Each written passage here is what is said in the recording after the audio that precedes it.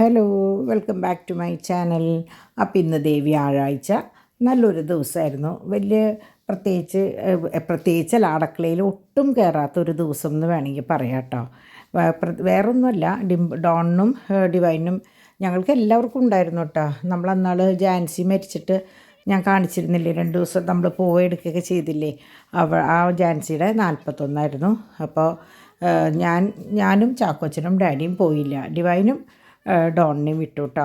കാരണം ചാക്കോച്ചനെ അധികം ക്രൗഡിലേക്കൊന്നും കൊണ്ടുപോകണ്ടെന്ന് വിചാരിച്ചിട്ട് ആണ് വിടാഞ്ഞത് കേട്ടോ.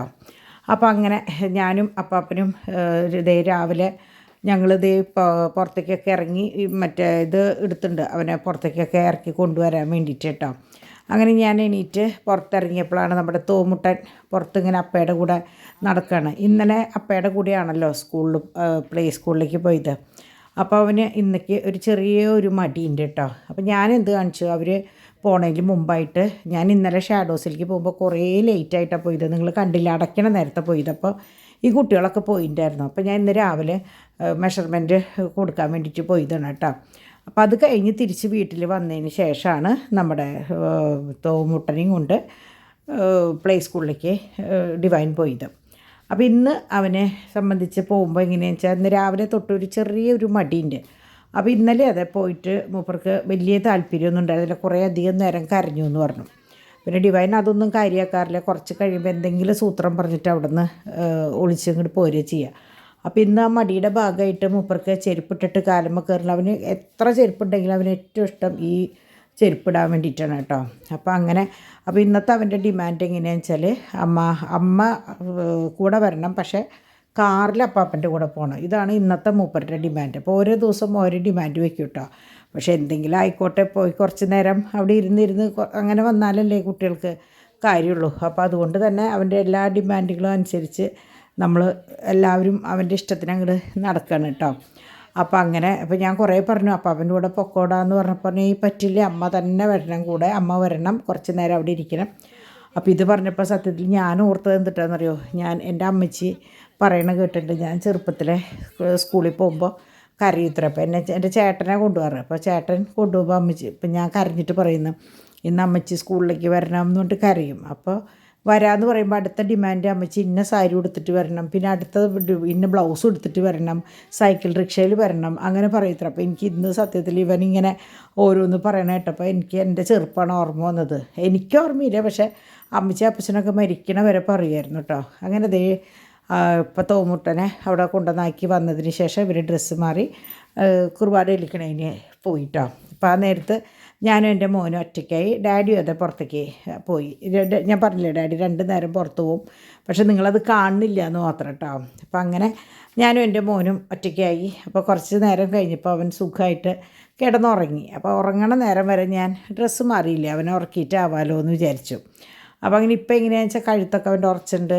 എങ്ങനെ ഫോൺ വെച്ചാലും ക്യാമറയിലേക്ക് നോക്കിയിട്ട് മൂപ്പര് എക്സ്പ്രസ് ചെയ്യട്ടെ ഓരോ കാര്യങ്ങൾ. ചിരിക്കായാലും ഇപ്പോൾ വീഡിയോ കോൾ ചെയ്യായാലും ഒക്കെ അവൻ വലുതായില്ലേ, 4 മാസമായി എൻ്റെ മോന്. അപ്പോൾ നമ്മുടെ അവിടെ ഡിമ്പിളും വാച്ചും ഒക്കെ എങ്ങനെയാണെന്ന് വെച്ചാൽ, ഇന്ന് അവർക്കൊരു കല്യാണമാണ്. അപ്പോൾ കല്യാണത്തിന് വേണ്ടിയിട്ട് അന്നത്തെ ബെട്രോത്തിലുണ്ടായിരുന്നല്ലോ, ആ മോളുടെ കല്യാണം ഇന്നായിരുന്നു. അപ്പോൾ ആൻസൺ രാവിലെ ബാംഗ്ലൂരിൽ നിന്ന് എത്തി. പക്ഷേ ആൻസൺ വരുമ്പോൾ പാലക്കാടോ കോയമ്പത്തൂരോ വെച്ച് വണ്ടിക്ക് എന്തോ സംഭവിച്ചിട്ട് അവൻ കുറേ ലേറ്റായിട്ടാണ് എത്തിയത്. അപ്പോൾ അതിന് മുമ്പായിട്ട് പപ്പയുടെയൊക്കെ കൂടെ ഡിംപിളും പാച്ചും കല്യാണത്തിന് പോയി എന്ന് പറഞ്ഞു. പിന്നെ ആൻസൺ അവിടെ പോയി അവരുടെ കൂടെ ജോയിൻ ചെയ്യുക ചെയ്തേട്ടോ. അപ്പോൾ ഇവർ കുർബാന ചെല്ലിക്കലൊക്കെ കഴിഞ്ഞ് വന്നതിന് ശേഷം ചാക്കോച്ചനെയും കൊണ്ട് പുറത്തേക്ക് പോവാണ്. വേറെ ഒന്നുമല്ല, അവന് ഗോൾഡ് കുറച്ച് സംഭവങ്ങളൊക്കെ എടുക്കാൻ വേണ്ടിയിട്ട്. കാരണം പെട്ടെന്ന് ഒരു അവസരത്തിലല്ലേ ഡിവൈൻ വന്നതും, അവനൊന്നും എടുക്കാനൊന്നും പറ്റിയിട്ടുണ്ടായിരുന്നില്ല, ആശുപത്രി കേസും കാര്യങ്ങളൊക്കെ വന്നപ്പോൾ. അപ്പോൾ എന്തായാലും അവനെയും കൊണ്ടൊന്ന് പുറത്തേക്കൊക്കെ പോകാമെന്ന് പറഞ്ഞിട്ട് അവർ പുറത്ത് പോയി. അപ്പോൾ അവർ ഫുഡ് ഓൾറെഡി കഴിച്ച കാരണം ഡാഡി ഉച്ചയ്ക്ക് പോയിട്ട് വരുമ്പോൾ ഡാഡി എന്നോട് ഒന്നും ചെയ്യണ്ടെന്ന് പറഞ്ഞിട്ടുണ്ടായിരുന്നു. മൂപ്പര് പോയിട്ട് വരുമ്പോൾ എനിക്ക് ബിരിയാണി വാങ്ങിക്കൊണ്ടുവന്നു. അപ്പോൾ ഞാൻ ഒരൊറ്റ ബിരിയാണി കേട്ടോ. അപ്പോൾ ഞാനും ഡാഡിയും ആ ഒരെണ്ണം കൊണ്ട് ഷെയർ ചെയ്ത് കഴിച്ചു. കാരണം ഞാൻ പറഞ്ഞില്ലേ, അങ്ങനെ കുറേ കൂടുതലൊന്നും കഴിക്കാൻ പറ്റില്ല. അപ്പോൾ അതുകൊണ്ട് കഴിച്ചു. അങ്ങനെ ഞാൻ തുണികൾ തോരയിടാണ്ടായിരുന്നു കേട്ടോ. അപ്പോൾ ഞാൻ തുണികൾ തോരയിടുമ്പോൾ എൻ്റെ 3 മക്കളിരുന്ന് നോക്കണുണ്ടോ.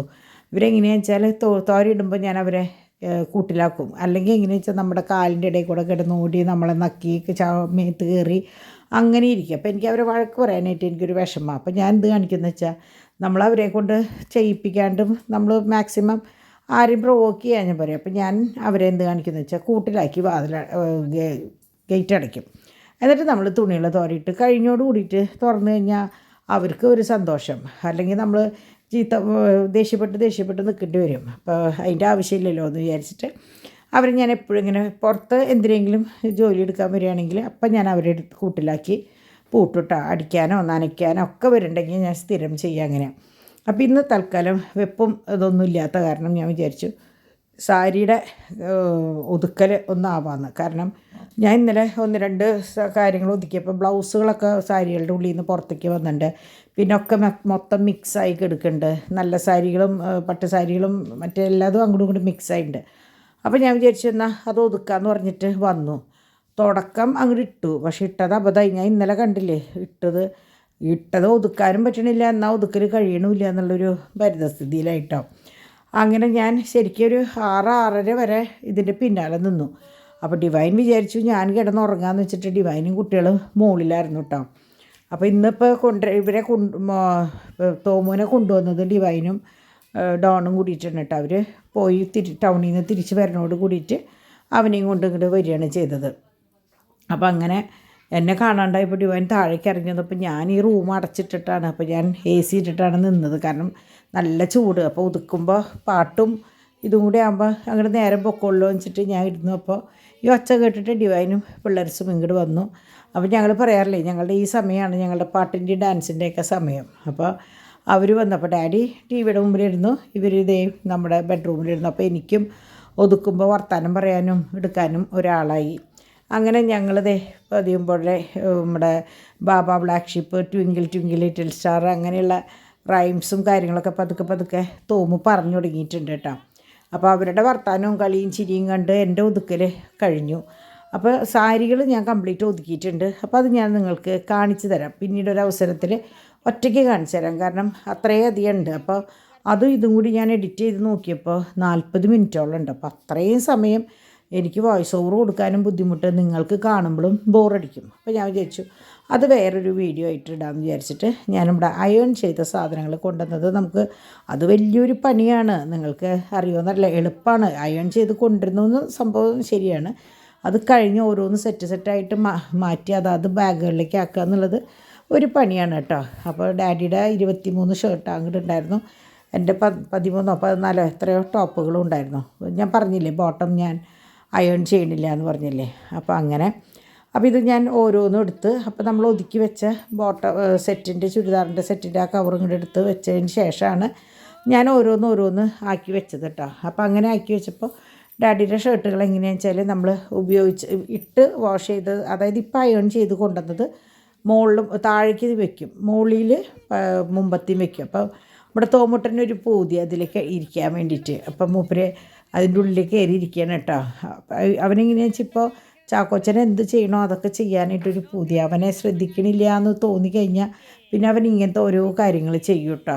എന്നാലും ചാക്കോച്ചനോട് ഭയങ്കര ഇഷ്ടമാണ്. പക്ഷെ ഞാനെങ്ങാനും ചാക്കോച്ചനെ 2 വട്ടം കൊഞ്ചിക്കണ കണ്ടാൽ അവനെ അരിച്ചാണ്, അവൻ ഓടി വന്നിട്ട് എന്നെ അടിച്ചിട്ട് ഓടും.